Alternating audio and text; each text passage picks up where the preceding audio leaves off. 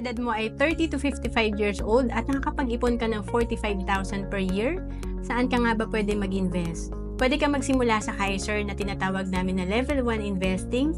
Dito, tatlo na yung meron ka. May investment ka, healthcare at life insurance. Magbigay tayo ng sample, ang Plan K75 na 45,000 per year lang ang ating iipunin sa loob ng 7 years. Ang total na investment natin sa Kaiser nasa 308,813. And sa total na investment natin na 308,000, after 20 years or on maturity, ito ay nasa 875,000 na.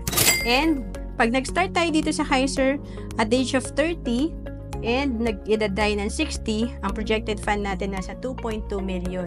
Pag edad natin ng 65, ito ay nasa 3.6 million. Ang Kaiser ay good as cash after 20 years, or kapag hindi pa natin kinuha ang fund natin sa Kaiser, patuloy pa rin mag-grow ang investment natin at may healthcare benefit pa tayo. To know more about Kaiser, message mo lang ako sa FB, Roanne Celis Capistrano.